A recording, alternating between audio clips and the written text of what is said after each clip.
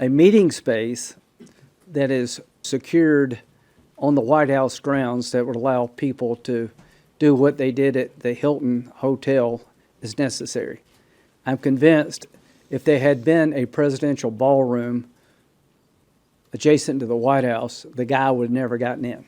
We're going to introduce legislation that would authorize $400 million to be spent to secure to build the presidential ballroom. It is insane to do this again. Anybody who suggests that we have an event like this in the times in which we live in a facility like Hilton, that's crazy. We're going to have to accommodate the times in which we live. And Eric, you nailed it. You did. There are people out there that are nuts, being driven to take up violence is an acceptable outcome in too many people's opinion. So no, we're going to build this facility, and I would suggest to the next president, don't go to the Hilton. Just because Trump and his filth have lied to you about everything, every day for 11 years, that's no reason for you to get cynical and think that was staged.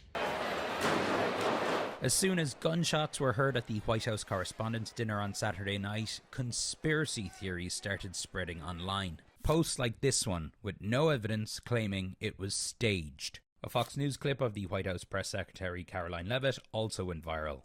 It'll be funny, it'll be entertaining. There will be some shots fired tonight in the room.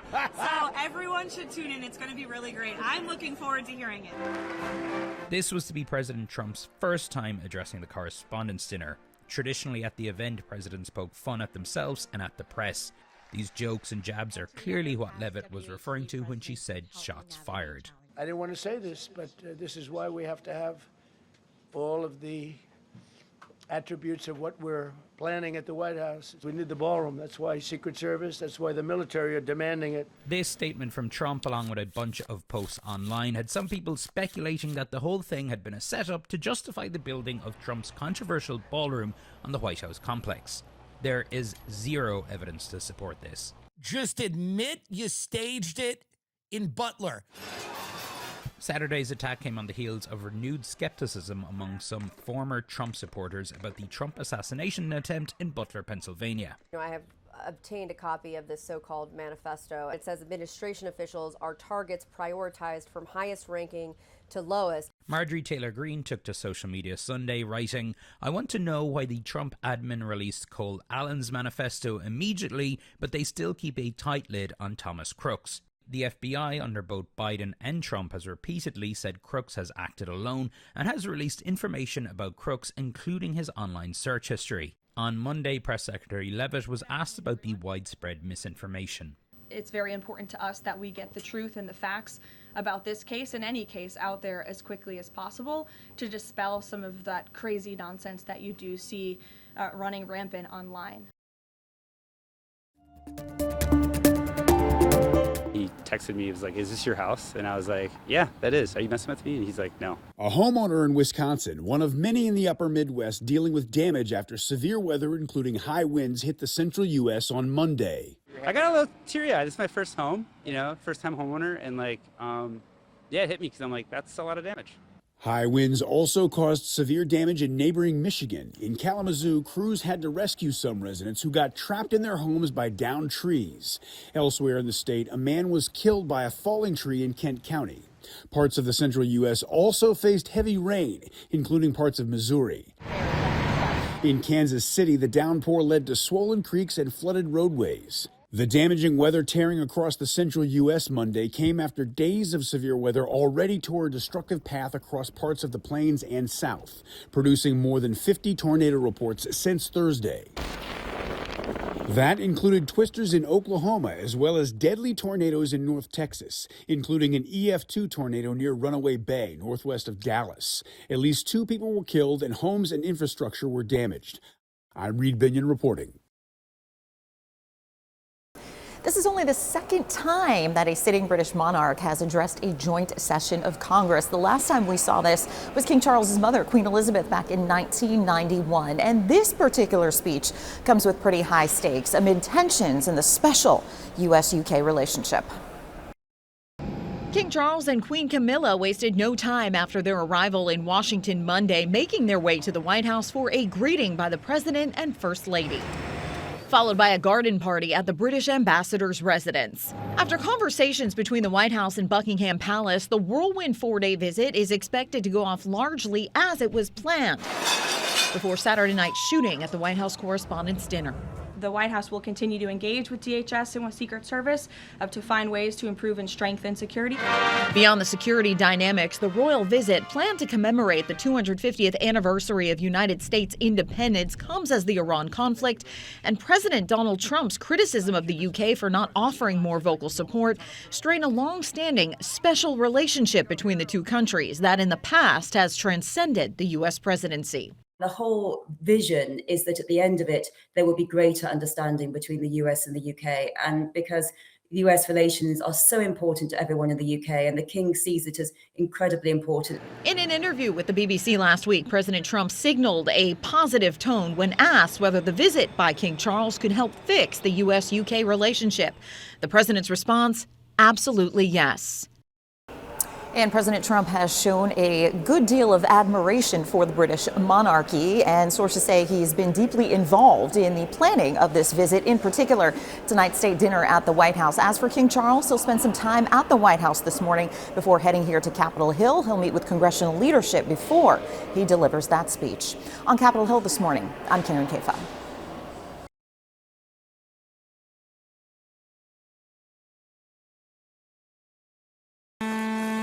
As the U.S. tightens its blockade on the Strait of Hormuz, Iran is facing a growing shortage of space to store its oil. Since the start of the blockade, Iran's crude oil shipments dropped from almost 2 million barrels a day to just over 500,000. And a new analysis by Kepler shows the country will run out of storage in 12 to 22 days, forcing a production cut. It could have a major economic impact, but it's not clear if it will be enough to move peace talks forward. Oil is shut down, and it's eventually going to be corrosive to the oil production that they're doing. And they don't care about the suffering of their people or even the impact on their industry. And at the moment, those talks remain stalled. One White House official telling Fox News the president doesn't believe Iran is negotiating in good faith, while the Iranians continue to blame the U.S. Responsibility for any disruption to maritime transport lies with the aggressors, the United States and its supporters. Some administration officials are now telling European allies to pivot their oil supplies away from the Middle East. Iran's illegal behavior in the Strait of Hormuz should be a wake-up call for all of us with regard to the need to secure our supply chains. But a few of those allies are now starting to openly question what the president's endgame will be. The Americans clearly have no strategy. An entire nation is being humiliated by the Iranian leadership. The Kepler analysis predicts that Iran will start to really see the financial pressure from the U.S. blockade on its oil in about 3 to 4 months. In Tel Aviv, Brian Yennis, Fox News. Monday kicked off a high-profile court case against two of the tech world's biggest titans, Elon Musk, the head of Tesla and SpaceX, versus Sam Altman, the CEO of OpenAI. Musk is suing Altman, alleging he was duped as one of OpenAI's original co-founders, now that Altman has transformed the entity from a nonprofit into a for-profit company. What Mr. Musk is saying is that the people at OpenAI, and headed by Sam Altman, made a promise when they started the company that it was going to be nonprofit. The high-profile feud culminating in a federal trial, expected to last 2 to 3 weeks. Jury selection began Monday morning as attorneys on both sides could be seen arriving at the courthouse. Inside, Altman himself made an unexpected appearance in the courtroom. He is very vocal in arguing that he is out there trying to do good with OpenAI. This as OpenAI has denied Musk's allegations. Still, the case carries sizable stakes for OpenAI, which is expected to go public later this year.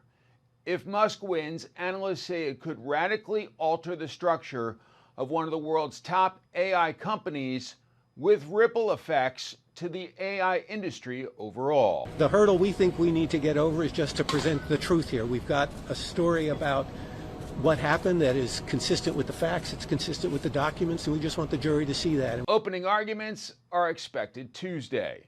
In Washington, Mike Emanuel, Fox News. Surveillance pricing is broadly legal here in the U.S., and while airlines including JetBlue say they don't use the practice, a recent social media post has some calling for more transparency in how pricing decisions are made. Social media turbulence for JetBlue. A customer writing on X, quote, "I love flying JetBlue, but a $230 increase on a ticket after one day is crazy. I'm just trying to make it to a funeral." The airline replying, quote, "Try clearing your cache and cookies or booking with an incognito window. We're sorry for your loss." JetBlue deleted the post, saying in a statement it was a mistake and that the steps suggested would not have changed the airfares available for purchase. The airline also says it, quote, "does not use personal information or web browsing history to set individual pricing." It's entirely a myth in the industry. Airline pricing changes so quickly, and I think that's just due to supply and demand. The exchange igniting questions about surveillance pricing, using browsing history, spending habits, location, and other personal data to adjust prices for individuals. While the practice is broadly legal in the U.S., airlines, including JetBlue, say they don't do it. The airlines are getting much better at dynamic pricing. That does not mean that they're tracking individuals, though. They're looking at trends, at pricing trends overall. So if there's a lot of people across a lot of geographies who are looking for the same flight you're looking for, then the price may go up. Still, advocacy groups want more transparency on how prices are being set. Companies are increasingly turning to new technologies to vary pricing. It's really a departure from 150 years of pricing in which there's been a standard price that we've all paid if we were buying the same item from the same retailer at the same time. And in the wake of that social media exchange, a proposed class action lawsuit has been filed in federal court in New York against JetBlue. But important to point out, in their original statement to us, JetBlue reiterated that its fares are determined by demand as well as seat availability, and all customers have access to the same fares, whether on their website or in their mobile app. Still, that's not stopping some advocates and some lawmakers from asking questions. In Washington, I'm Michael Yoshida. Fewer JetBlue flights in the skies. The airline says it's cutting off peak and less profitable routes to compensate for rising fuel costs. General Motors is raising expectations for this year. Now that the U.S. Supreme Court rejected President Trump's emergency tariffs, GM's recent quarter saw business down from a year ago, but GM is holding up better than Wall Street estimated. Coca-Cola also pumping up its annual forecast for 2026 after a quarterly earnings report that exceeded expectations. New questions about the massive amount of investment in artificial intelligence after the Wall Street Journal reports OpenAI missed its own internal projections for user growth and revenue. That's raising concerns about whether the growing industry can sustain its massive expansion. The news also causing Oracle stock to take a hit. The company has a huge data center deal with OpenAI. And BOGO deals that may have been too good to be true. Washington State is suing grocery chain Albertsons, alleging stores misled shoppers by inflating prices before it offered buy one, get one free promotions. The company says the claims are based on flawed data and analysis. CJ Papa, Fox News.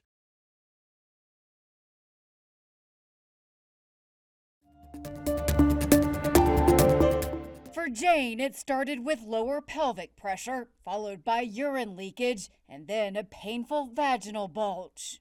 Upon my own self-exam, I was able to feel it and realize that something was very, very wrong. Eventually, Jane says her whole pelvic organ collapsed down to the rectum, causing bowel problems along with urinary issues. Her daily life, intimacy, and bodily functions became unmanageable. It was about not having an accident, not putting myself into a situation where I couldn't get to a bathroom quickly. The daily mental and emotional stress of this led her to a primary care doctor, then a gynecologist, who was able to diagnose Jane with a condition she didn't know she had: pelvic organ prolapse. I think a lot of patients live with it because either they weren't educated that this is what's going on with their pelvic floor, or they were basically offered aggressive options for surgical repair. Dr. Savitha Krishnan with El Camino Health says a newer option involving a robotic-assisted surgery is now replacing the once invasive procedure. Pain scores are less because the port is not moving as much as you would with your traditional laparoscopy instruments, so they're able to go home same day. One day after Dr. Krishnan performed the procedure on Jane, she says she was outside walking and back to her normal routine in about 2 weeks. For other women now suffering through the symptoms she no longer has, Jane says not to wait. This was the greatest gift I gave myself. For Health Minute, I'm Mandy Gaither. For pediatric psychologist Dr. Erin McTiernan, the looksmaxxing trend has spread from social media to her clinic. Whether it's labeled looksmaxxing or not, but a lot of content focused on self-improvement. Looksmaxxing, like most trends, has a light and a dark side. What Dr. McTiernan described as soft-maxing incorporates healthy habits like skincare routines, eating a balanced diet, and regular exercise.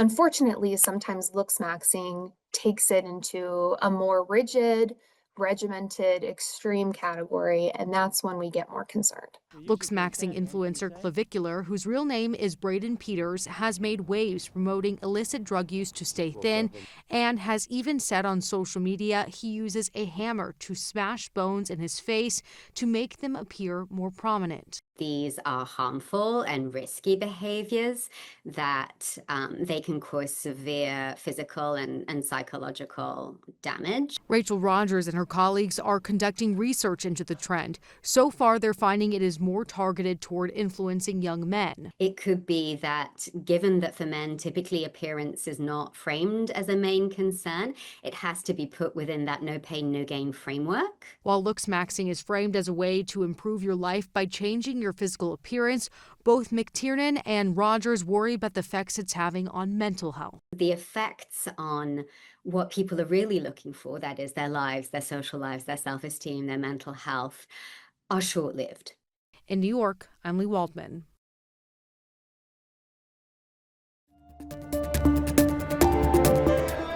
Taylor Swift is taking action to protect her voice and image from misuse via artificial intelligence. The music superstar has filed 3 trademark applications to help stop unauthorized AI-generated content. Matthew McConaughey has filed similar trademarks, trying to ensure use of his voice or likeness would require his approval.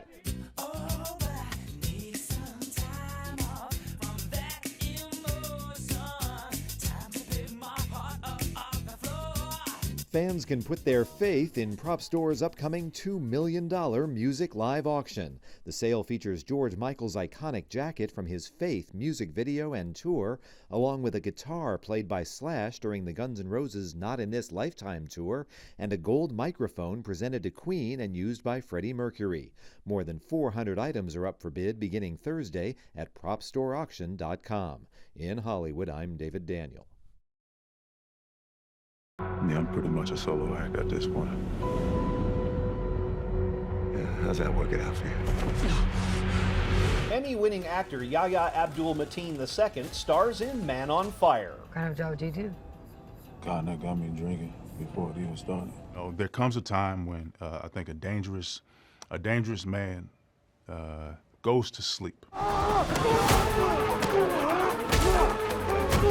may come a time when that dangerous man wakes up. And if he ever does wake up and decide to go back to work, then everybody's in trouble because not only is he dangerous, but he's also making up for lost time. I'm gonna make arrangements to have you sent back home to your grandmother in America. Until we're guaranteed that and we're holding your ticket in our hand, you don't tell him anything, okay? The series is about more than just a man bent on revenge. I think we try to refrain or stay away from becoming a show about a man with a gun, and just roaming around and, like you said, taking names, kicking butt and taking names. I think ultimately from the start of the series, how it even opens, you're watching a man who's dealing with something serious emotionally and mentally, and the trauma he sort of dealt with. Everybody around me keeps dying, and I keep on making it out, and I don't know why. In Hollywood, I'm Rick Damigella.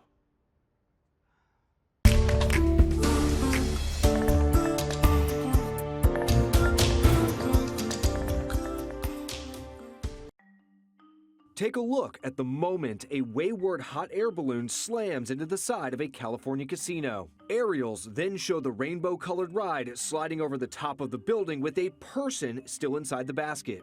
Police say the pilot continued on, hitting a power line before safely landing the balloon in an open field a short time later. The near disaster took place during a groundbreaking ceremony for a new hotel. Authorities say the pilot made an unplanned launch due to unexpected strong winds. Fortunate to escape injury, as you can see the hard impact of the balloon hitting the wall, fully contorting the basket before breaking free. The FAA and NTSB have been notified. Take a look at another close call when the side of a building collapses just as a truck drives by. Thank God that nobody was hurt. Rubble in the street is what remains of the wall that houses the historic Lindy's Diner on Route 66 in Albuquerque, New Mexico. Authorities said the 100-year-old structure was unsafe, evacuating it just days before it came tumbling down. According to KOAT, the owners will work to try and raise $250,000 to make proper repairs. And finally, technology is bringing us face-to-face with a victim from one of history's greatest tragedies. Researchers just used AI to reconstruct a grisly scene showing a man fleeing the eruption of Mount Vesuvius. The event in 79 AD infamously buried the city of Pompeii in volcanic ash and pumice. Archaeologists recently recovered remains found alongside a terracotta mortar they say the man probably attempted to use for protection from falling stones and debris. Centuries after his demise, those context clues were run through AI to give us a glimpse at what archaeologists believe would have been his final moments. For Take a Look at This, I'm Patrick Cornell.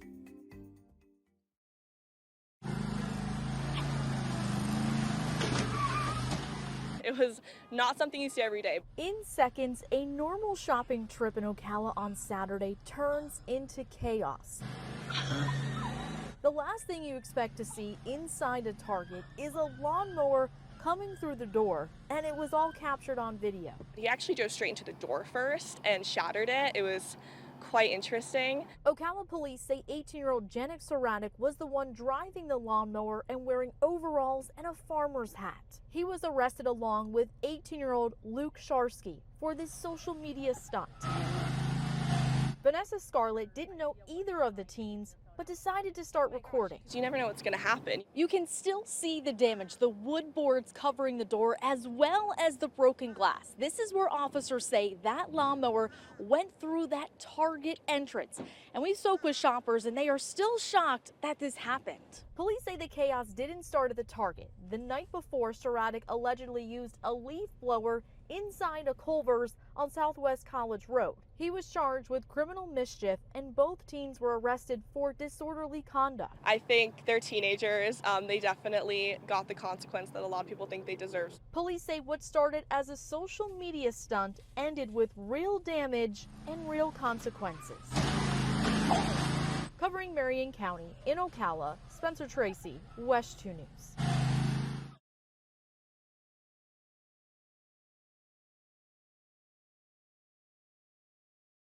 So we're at Sharks Ice at San Jose, and we are prepared to have Hockey with Pride 2026 as part of our effort to do outreach to the LGBTQ plus and allied community so that everyone can enjoy the recreation and inspiration and fun that hockey has to offer. You know, I wouldn't say that I was bullied the way some people I know in the sport and on our team were, but it certainly was just kind of an environment that wasn't very welcoming and one that I thought I would leave behind. 1990, I went to the gay games in Vancouver, and I watched two gay teams, the LA Blades and the Vancouver Cutting Edge, play a game, and I had that idea that most hockey players get. It's like, I can do that. I want to do that. Can't tell you how many times I Google searched gay hockey player just to see if there were any other ones out there like me. And when I first came out and moved out to San Francisco, it was kind of a priority to find that community. And I'm very lucky to have had this team here ready and waiting for me and welcome me into their team. We're starting to get some momentum in the right direction, I think, and hopefully there will be some players that feel comfortable being themselves in some of the top leagues. Back in 2010 or so, when the Stanley Cup was in the Chicago Pride Parade, there was a huge momentum, and then just maybe in the past 4 years they kind of stepped back. We're losing a lot of sponsors, and a lot of people are taking away simple stuff such as wearing your tape, pipe tape. Heated rivalry happened.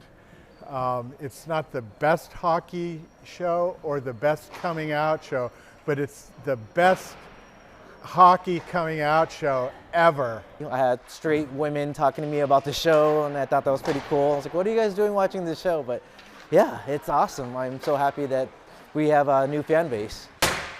I surprisingly identified with the show. The first couple episodes, I was like, oh, okay, so this is kind of like soft smut out there. That's fine, you know, we'll take it, that's fine. But by the third and the fourth episode, I think they were starting to explore with a little bit more meaning what it's like to have your profession be at risk. Fox 54 Plus has your news, sports, and weather. Start your evening with Fox 54 at 5:30, delivering the latest headlines and live reports straight from the scene. Then, stay informed with Fox 54 News at 9, featuring your Tennessee Valley certified most accurate weather impact team, tracking everything from tornado threats to traffic delays during severe weather. Fox 54 Sports Extra brings you more of what sports fans crave, with deeper insights, expert analysis, and all the action that matters most. On Fox 54 Plus, you'll also find Alabama politics, plus 24/7 weather radar and real-time forecasts to keep you ahead of the storm. Looking for a quick recap? Don't miss Fox 54 Week in Review, highlighting the biggest stories of the week.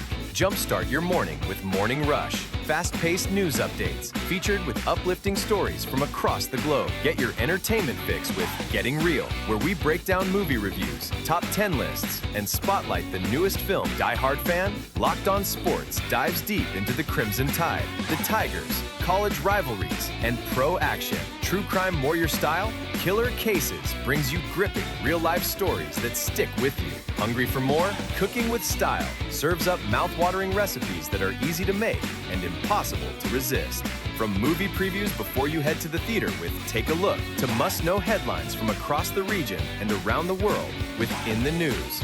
Watch all of these shows on demand and also on the Fox 54 News app. Available on Android and iOS devices. Streaming 24/7.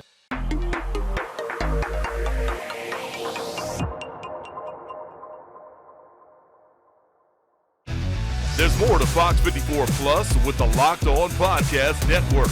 From the Tide to the Tigers, from college teams to pro. The Locked On Podcast Network gives you insights and analysis you just can't find anywhere else. These kids, they want to play. But I don't think so. I think it was Chad Baker Mazzara. Locked On Sports, streaming every day of the week and right here on Fox 54 Plus.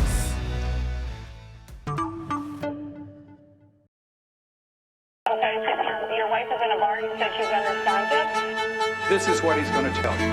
He's trying to find the first place to put a body. No, sir. The only thing they could do was kill him. Be the jury and to find the defendant